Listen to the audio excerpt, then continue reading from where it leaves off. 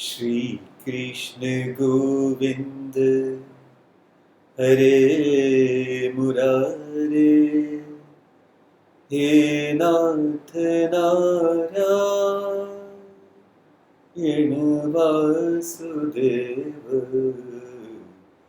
श्री कृष्ण गोविंद हरे मुरारे, हे नाथ नारायण वासुदेव। हे वासुदेव, हे वासुदेव। कृष्णचंद्र भगवान की जय। ओम श्री गणेशाय नमः। ओम श्री सरस्वत्यै नमः। ओम श्री गुरुभ्यो नमः।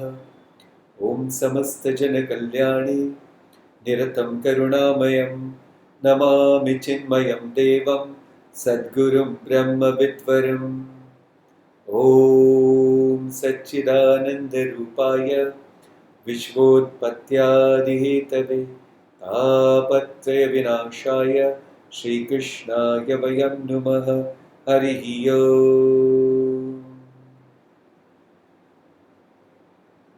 आज के तत्वबोध इस सत्संग में सभी का बहुत बहुत स्वागत है। और शुरुआत हम करते हैं मंगलाचरण श्लोक से। वासुदेवेन्द्र योगीन्द्रम्, वासुदेवेन्द्र योगीन्द्रम् नत्वा ज्ञानप्रदं गुरुम् मुमुक्षूणां हितार्थाय तत्वबोधो विधीयते। हरि ओम। सो आदि शंकराचार्य भगवान जी हम सब के आनंद के लिए इतने ज्यादा कंसर्न है, इतने ज्यादा हम सब पर प्यार करते हैं कि उन्होंने हम सबको इतना बढ़िया, इतना अद्भुत और इतना सुंदर ऐसे ग्रंथ दिया है। और ये ग्रंथ है तत्वबोध। देखिए कि वेदांत जो है यानी वेदों में जो उपनिषद का पोर्शन है, और उपनिषद जो पोर्शन है वो ज्ञान का पोर्शन है, ज्ञान का विभाग है। तो इस ज्ञान के विभाग को ही वेदांत कहते हैं। तो वेदांतो नाम उपनिषद प्रमाणम। तो जो वेदांत कहते हैं वो कोई अलग बात नहीं है, ये उपनिषद का ज्ञान ही वेदांत इसे कहा जाता है। तो देखिए कि ज्ञान को हासिल करने के लिए प्रयत्न तो करने ही पड़ते हैं। सिर्फ ज्ञान को हासिल करने के लिए क्यों, इस दुनिया में अगर हमको कुछ भी हासिल करना है तो बड़ा प्रयत्न करना पड़ता है। तो देखिए ना, हमने शुरुआत तक कर ली है। और जैसे पहली बार जब हम स्कूल में गए थे तो मुझे याद है मैं कितना रोया था, आपको मैं बता नहीं सकता हूं, बहुत बहुत बहुत। लेकिन माताजी और पिताजी ने याद रखना, माताजी और पिताजी ने या दादाजी और दादाजी ने भी, दादाजी और दादी ने भी कभी ऐसा नहीं कहा कि अरे बेटा चलो, बहुत रो रहा है मेरा बेटा या मेरा पोता बहुत रो रहा है, चलो इसको स्कूल से छुट्टी करा दो। नहीं, उन्होंने, आपको मैं एक राज की बात बताऊं, तो मेरे साथ एक अटेंडेंट भेजा ताकि ये बीच में से कहीं भी भाग कर ना आए या कहीं बाहर स्कूल के चला ना जाए या कुछ ऐसे।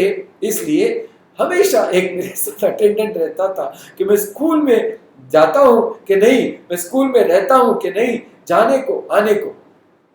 तो देखिए इतना कष्ट उस बच्चों को हो रहा था जो स्कूल में जा रहा था, लेकिन पिताजी, माताजी, दादाजी, दादी जी बड़े ही कंसर्न थे कि नहीं, इस बच्चे ने पढ़ाई जरूर करनी है, भला ही इसको कष्ट हो। आज तो कष्ट लग रहे हैं, लेकिन अगर ये कष्ट ये सह लेगा, ये कष्ट से अगर वो ताकतवर बन जाएगा, अगर इसको इसका महत्व समझ जाएगा, तो इसकी तो जिंदगी बन जाएगी। देखिए कष्ट हो रहे थे, बच्चा रो रहा था, लेकिन माताजी पिताजी ने कभी ये नहीं सोचा कि चलो जाने दो, इसको कष्ट हो रहा है तो छोड़ दो, इसको पढ़ाई ना करने दो। ना ना ना।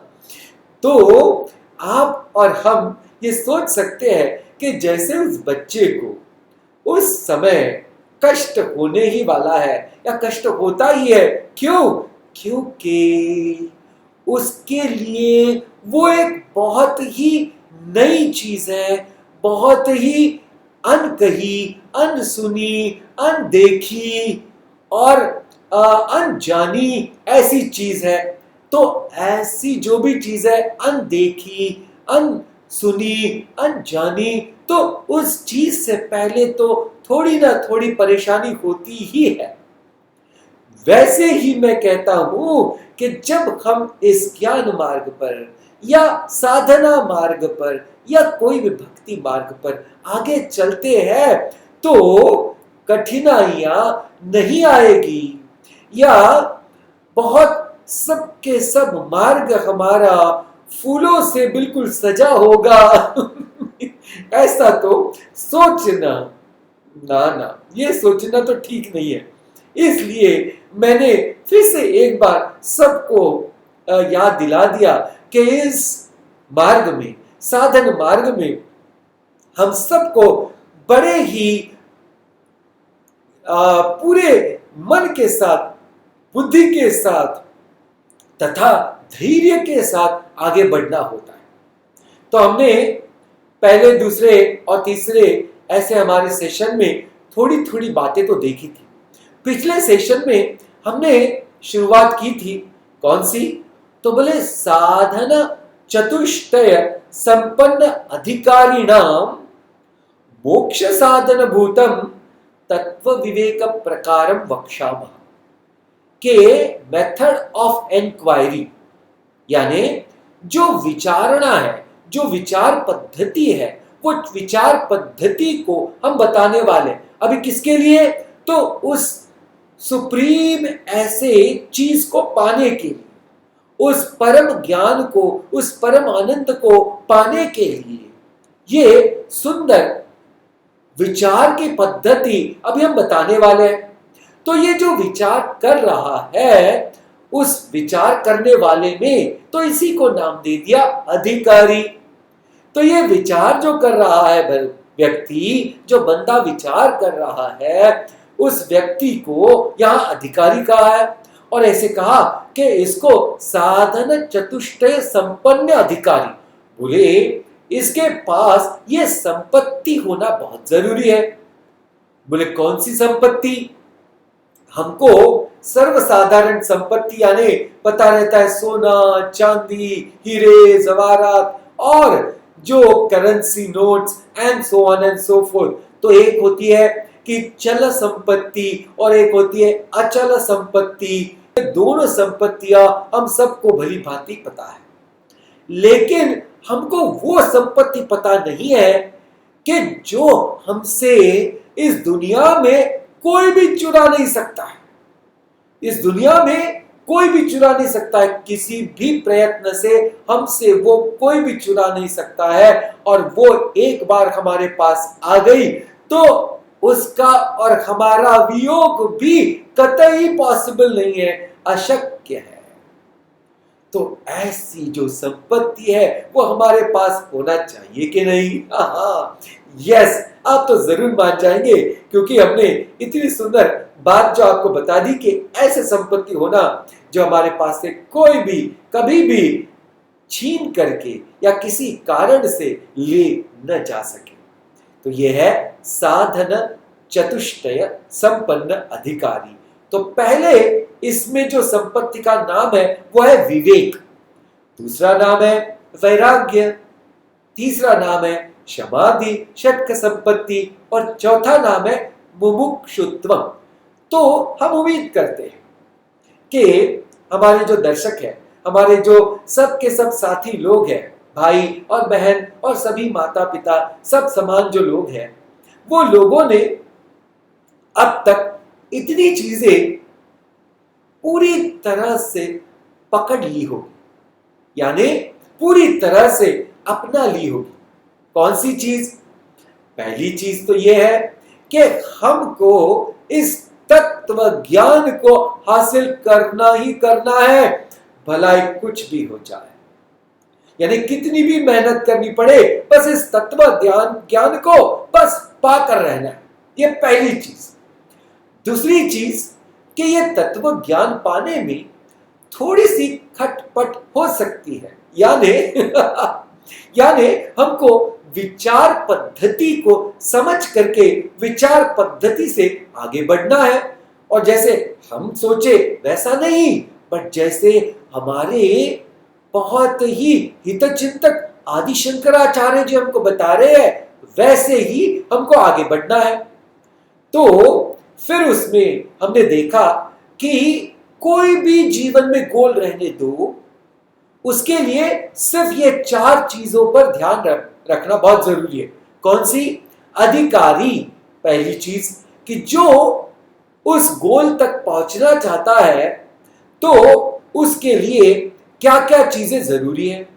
दूसरा है विषय कि वो गोल को पाने के लिए जो क्षेत्र है, जो सब्जेक्ट है, वो सब्जेक्ट क्या है उसको जानना जरूरी है।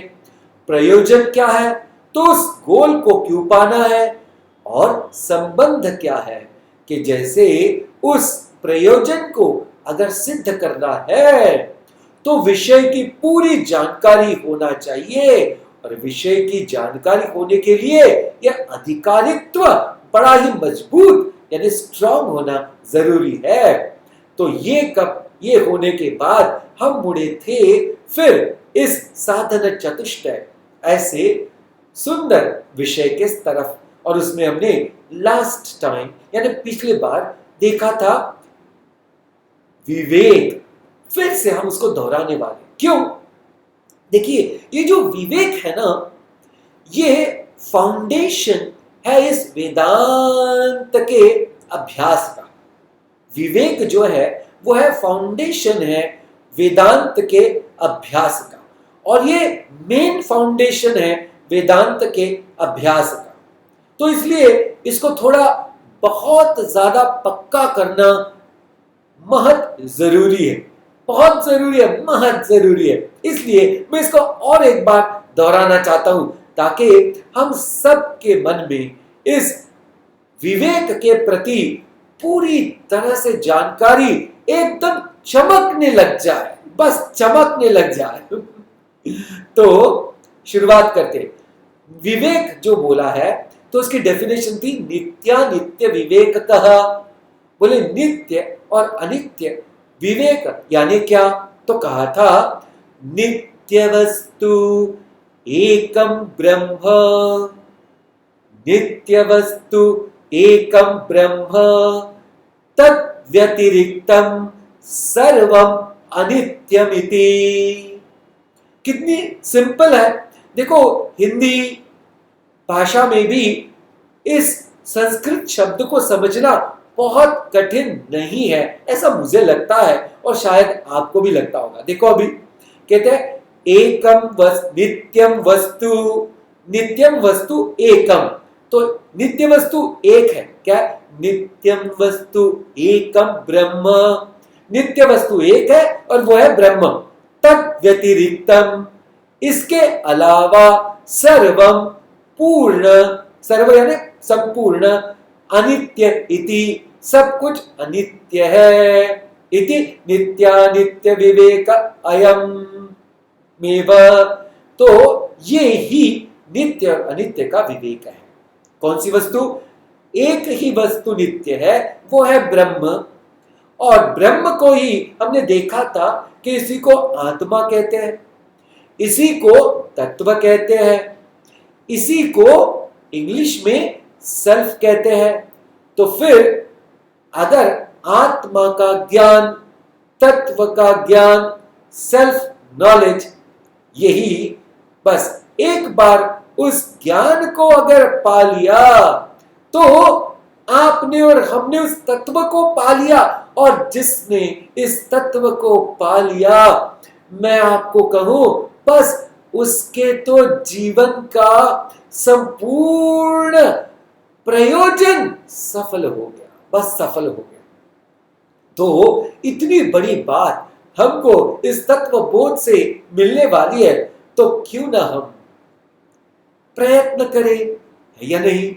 तो यस, आप और हम प्रयत्न करते हैं। अभी विवेक के बारे में पिछली बार हमने देखा था कि देखो, अभी ऐसा हम सोच के देखते हैं कि ये पूरे के पूरे संसार में यानी जगत में दो स्तर पर विवेक हमको जानना जरूरी है। एक स्तर पर का विवेक जो है उसको कहते हैं व्यवहारिक जगत का विवेक, व्यवहारिक जगत का विवेक। और दूसरा है वो है पारमार्थिक जगत का विवेक। देखो, दो हो गए, एक है व्यवहारिक जगत और एक है पारमार्थिक जगत। तो आप कहेंगे ऐसे दो दो क्यों है? आप देखिए, हर चीज जो है तो दो स्टैंड पॉइंट से दिखाई देती है।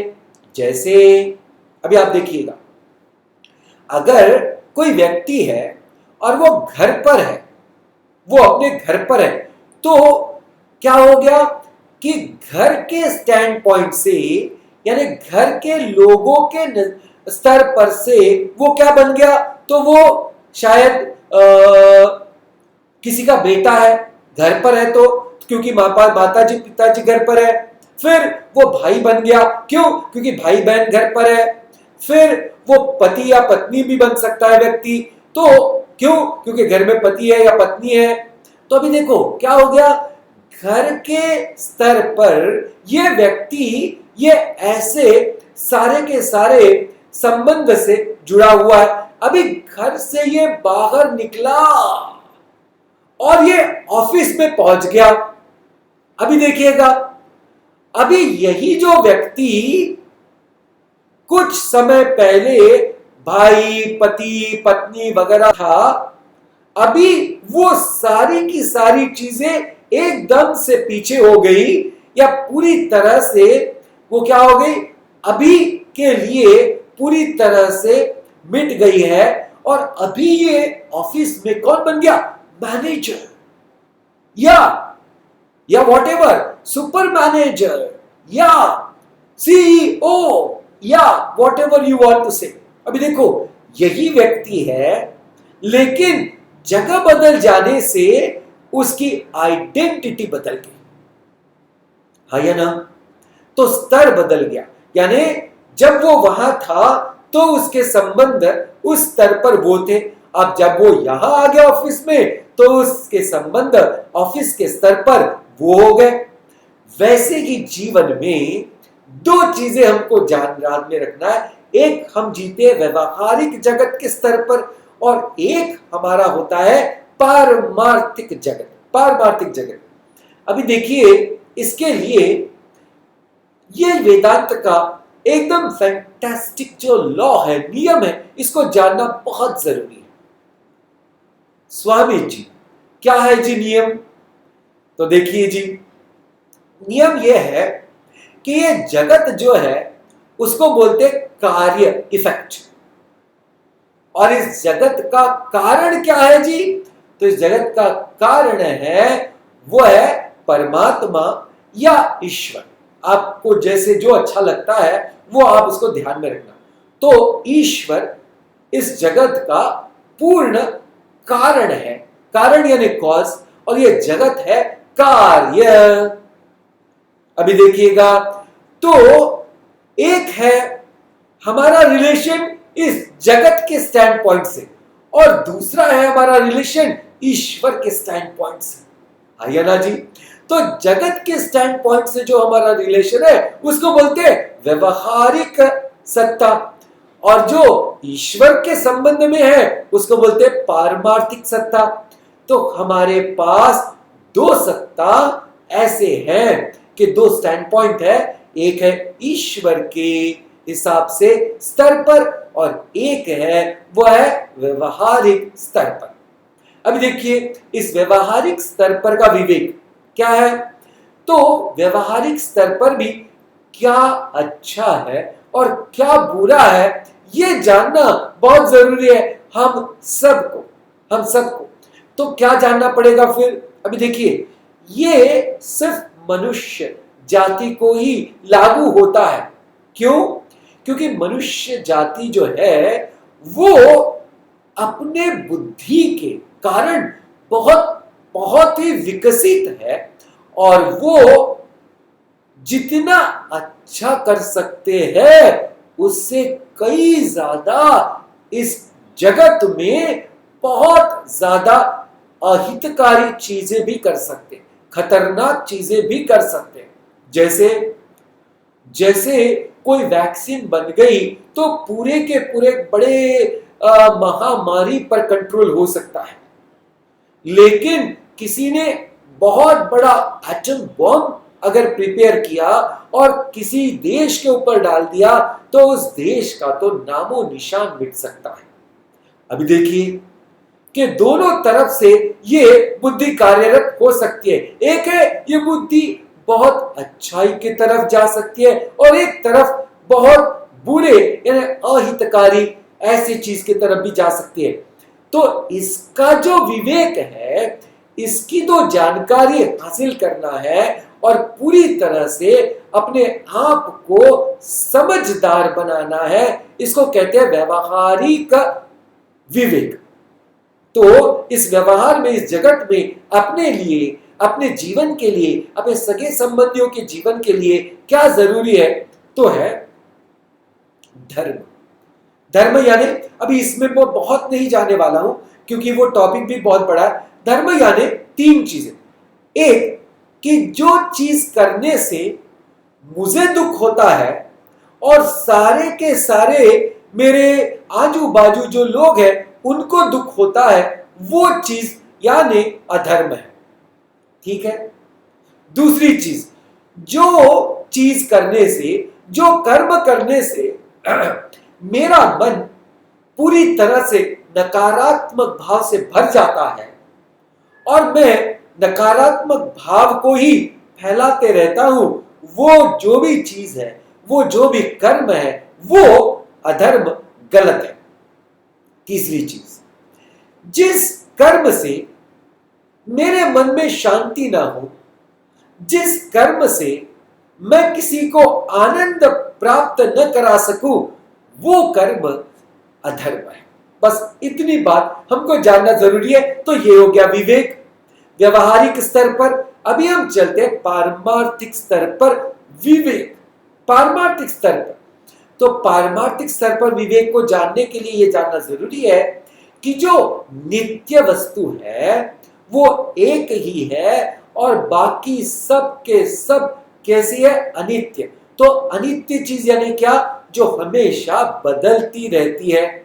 तो अभी हम एक बार इस पर थोड़ा सा प्रकाश डालते हैं कि हमारे आजू बाजू क्या क्या है और क्या क्या बदल रहा है। देखो ना, तो देखो, पहले तो शुरुआत करते हैं हम ही से, यानी हमारे शरीर से।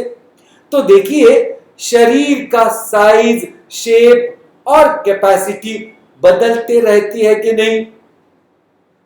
स्वामी जी पूछो मत, थोड़ा सा ज्यादा खा लिया तो इसका शेप, साइज सब बिगड़ जाता है। हम सबको पता है, और हम स्वामी लोगों को तो बहुत ज्यादा ध्यान रखना पड़ता है क्योंकि हम भिक्षा पर जाते हैं। भिक्षा यानी कोई हमको भोजन करने के लिए बुलाते हैं, और इतनी बढ़िया बढ़िया चीजें बनाते हैं और खिलाते भी प्रेम से है। और अगर हमने थोड़ा ज्यादा ही प्रेम से खाना शुरू किया तो पूछो मत, ये स्क्रीन में भी मैं नहीं आ पाऊंगा शायद। ओके, तो देखो ये बॉडी की साइज शेप बदलने में समय नहीं लगता है, तो ये क्या हो गया, ये भी अनित्य हो गया।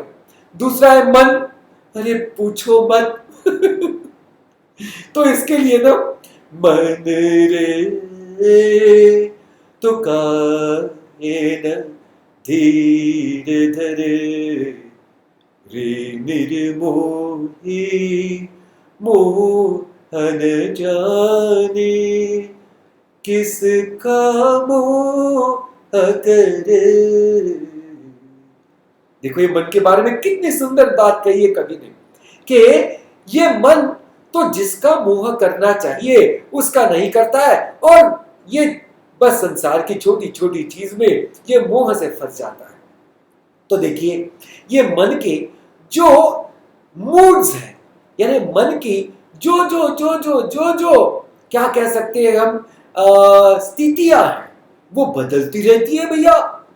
तो लोगों के तो मूड्स हमने कितने देखे हैं, और लोगों के क्यों, अपने ही देखो ना, कितने मूड्स कभी कभी बदलते रहते हैं। कभी ये बोलता है कि मुझे वो खाना है, कभी बोलता है वो खाना है, कभी बोलता है सोना है, कभी बोलता है काम करना है, कभी बोलता है काम नहीं करना है, कभी बोलता है घूमने चलना है, वगैरह वगैरह वगैरह। तो ये मन की तो बात पूछो मत, ये भी बदलते रहता है। अभी ये बुद्धि, पूछो मत, बुद्धि की कैपेसिटी तो कम ज्यादा होती रहती है, और थोड़ी आगे जब चले जाते हैं, यानी थोड़ी सीनियर सिटीजन की शेप, तो याद भी नहीं रहता है, और फिर पता नहीं क्या क्या क्या क्या होते रहता है इस बुद्धि के साथ, होता है ना। हाँ जी, तो ये हो गई। अभी देखो पर्सनालिटी, लोगों की पर्सनालिटी बदलती रहती है। तो हमने देखा है कि बोले देखो ये व्यक्ति ऐसा था, अभी तो पूरा बदल गया। तो देखो इस व्यक्ति की पर्सनालिटी, व्यक्तिमत्व बदल गया। ड्यूटी, जो हमारी ड्यूटीज होती है वो बदलते जाते। देखो जब स्कूल में थे तो सिर्फ पढ़ाई थी, फिर आगे कॉलेज में गए तो माय गॉड और भी ज्यादा पढ़ाई आ गई, और बहुत सारी चीजें एडिशन हो गई, और फिर जब नौकरी करने लगे, धंधा करने लगे, तो पूछो मत। और फिर जब किसकी शादी होती है, बच्चा होता है, ओह स्वामी जी प्लीज याद न दिलाओ देखो ड्यूटीज कैसे बदलती जाती है। हाँ जी, फिर देखो ये जगत में जो चीजें हैं उसको बोलते हैं ऑब्जेक्ट्स और बीइंग्स। ऑब्जेक्ट्स यानी पदार्थ, और बीइंग्स यानी लोग, यानी सारे भूत। तो सबके सब तो बदल रहे हैं ना, ऑब्जेक्ट भी बदल रहे हैं, फिर सारे लोगों की पर्सनालिटीज, व्यक्तिमत्व बदल रहे हैं, वो भी बदल रहे हैं। और इसके कारण सबके रिलेशंस, संबंध भी बदल रहे हैं, क्योंकि सब लोगों के मन में अनेकों प्रकार के अनेकों विचार चल रहे हैं, और वो विचारों को अगर सही संबंध स्थापित करते नहीं आया तो फिर तो रिलेशन ऐसे, फिर उसके बीच में आइस आने को समय नहीं लगता है। तो हमारे रिलेशंस भी बनते रहते हैं, बिगड़ते रहते हैं, और क्या क्या नहीं होते रहता है। तो ये भी कैसे, बस चेंज होने वाला, यानी अनित्य है। फिर देखो इस जगत में इकोनॉमिकल कंडीशन बदलते रहती है, और अभी तो पूछो ही मत, पूरे संसार की ना इकोनॉमिकल कंडीशन बड़ी बुरी हो गई है। पॉलिटिकल सिचुएशंस बदलते रहती है, सोशल सिचुएशंस बदलते रहती है, ओहो, और एजुकेशन पॉलिसीज बदलते रहती है। अभी तो भारत में नई एजुकेशन पॉलिसी का स्वीकार करना शुरू हो गया है। टेक्नोलॉजी बदलते रहती है, पूछो ही मत। ये देखो ये सेलफोन कहां से कहां पहुंच गया। पहले तो हमारे पास इतना छोटा सा सेलफोन होता था, फिर उसमें तो इतनी इतनी छोटी छोटी चीजें होती थी, और आज देखो पूरी दुनिया उस सेलफोन में बस गई है। देखो मोड ऑफ ट्रांसपोर्ट बदलते हैं, फिर क्या नहीं बदलता है, आप मुझे बताओ। तो इस दृश्य जगत में जो भी चीज आप और हम देखते हैं वो सब बदल रही है, लेकिन जैसे मैंने कहा था कि एक चीज है वो नहीं बदल रही है। जैसे इस देह में एक देही है, इस देह में एक देही है जो कभी बदलता नहीं। जैसे पहली पिछली बार हमने देखा था कि कार है और कार का ड्राइवर है, तो ड्राइवर के हिसाब से कार चलती रहती है। ड्राइवर ने कार को रुका दिया तो वो रुक जाती है। वैसे ही ये शरीर भी हमारे अंदर जो जीव तत्व है उसकी वजह से ये शरीर चेतन बना हुआ है, क्योंकि उस जीव तत्व का, उस जीव आत्मा का जो स्वभाव है वो चैतन्य स्वरूप ही है। इसकी वजह से ये शरीर को चेतना मिली है। तो देखिए, अन्यथा ये शरीर में अपनी चेतना नहीं है। ऐसे कैसे? देखो विवेक, अगर कोई जब बोलते हैं कि ये मर गया तो इसका शरीर तो पूरा यही है ना, हाथ पैर सब के सब उसके पार्ट्स ऑफ द बॉडी वही है, लेकिन अभी हिलता है ना डुलता है। क्यों? क्योंकि डिस्कनेक्शन हो गया है इस चेतन तत्व से। तो देखिए, तो वो जो नित्य है वो एक ही है और वो है आत्म तत्व, और बाकी सब कुछ जो है वो अनित्य है। तो ये सारी जानकारी क्यों चाहिए? क्योंकि जो कोई व्यक्ति अनित्य को नित्य समझ के बैठता है तो वो उससे गलत आशा करके बैठता है। जैसे अगर किसी के मन को हमने बोला कि ये कभी नहीं बदलना चाहिए, जो आज ऐसा है वो ऐसा ही रहना चाहिए, तो फिर हमने तो गलत आशा कर ली, क्योंकि उसका मन तो बदलने वाला है। तो फिर जब बदलेगा तो हमारी आशा टूटेगी और हमें दुख होगा। देखो, फिर अगर हमने समझ लिया कि ये जो शरीर है, सगे संबंधी लोग जो हमारे हैं, ऐसे के ऐसे रहने चाहिए, इनमें कुछ बदलाव नहीं आना चाहिए, तभी मैं खुश रहूंगा। ओ माय डियर, ऐसा भी नहीं होगा। क्यों?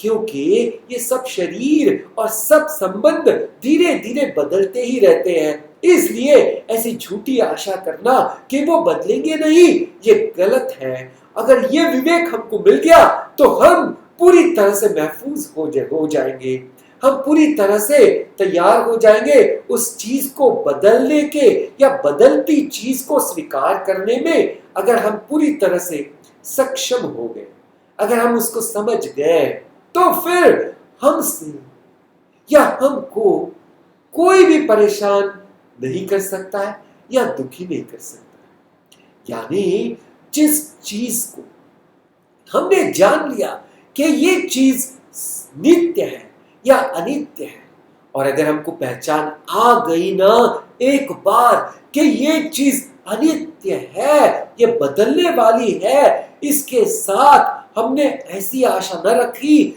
जाए कि ये कभी ना बदले। देखो, बस इतनी बस विवेक की बात हमको समझनी है। और जिस किसी ने, बस मैं तो दिल से कहता हूं कि जिस किसी ने इस बात को समझ में पूरी तरह से लाया, या इस बात को समझ गया कि ये दृश्य जगत पूरी तरह से बदलने वाला है, और इस बदलते हुए जगत पर हम अगर हमारी आशा रखते हैं कि ये ना बदले और ऐसा ही रहे और ऐसे ही अनुभव हमको आते रहे, तो ये विवेक यहां गड़बड़ गया। तो इससे बदलने वाले जगत से अनुभव भी बदलने वाले ही, यानी अनेकों डिफरेंट विविध अनुभव हमको आने ही वाले हैं। सत्य है यहां जी। तो बस इस एक चीज को पकड़ के रखेंगे हम, और इसको बहुत ताकतवर बनाएंगे कि नित्य वस्तु एकम ब्रह्म तद व्यतिरिक्तम सर्वम अनित्यमिति। इसलिए हमारी जो आशा है वो अनित्य पर कभी की कभी ना रहे। उस अनित्य चीज को अगर हम नित्य माने और उसको पकड़ के रखने की अगर हमने कोशिश की, तो वो तो छूटने ही वाली है, और वो छूटेगी तो तकलीफ होने वाली है। इसलिए अनित्य को पकड़ने का प्रयत्न ना करे। वो जैसा बदलता है उसको बदलने दो, बस उसको हमको समझना है कि ये तो बदलने वाली चीज है, कोई भी इसको एक जैसा नहीं रख सकता है। क्या बात है! ये चीज को हमने अपने मन में पूरी तरह से बिठा लेना है, उसकी गांठ बांधना है। और जिसने इस विवेक को समझ करके गांठ बांध ली, उसका क्या होगा स्वामी जी? तो हम ये राज हमारे अगले सेशन में सत्संग में बताएंगे, जरूर बताएंगे। तब तक के लिए बने रहिए हमारे साथ और विवेक को पूरी तरह से पकड़ के और गांठ मार करके बांध करके रखिएगा अपने पास, अपने मन के, बस उस हृदय गुह्य में भगवान का नामस्मरण करते। सत्यम ज्ञानमनंतम ब्रह्म, सत्यम ज्ञानमनंतम ब्रह्म, सत्यम ब्रह्म, ज्ञानम ब्रह्म, अनंतम ब्रह्म, सत्यम ज्ञानमनंतम ब्रह्म। बोलिए श्री सद्गुरुनाथ महाराज की जय। ओम सर्वे भवन्तु सुखिनः, सर्वे सन्तु निरामयाः, सर्वे भद्राणि पश्यन्तु, मा कश्चित् दुःखभाग् भवेत्। असतो मा सद्गमय, तमसो मा ज्योतिर्गमय, मृत्युर्मामृतं गमय। ओम पूर्णमद पूर्णमिदं पूर्णात् पूर्णमुदच्यते, पूर्णस्य पूर्णमादाय पूर्णमेवावशिष्यते। ओम शांति शांति शांति। हरि ओम। श्री गुरुभ्यो नमः। Hari Om. Thank you for being with us.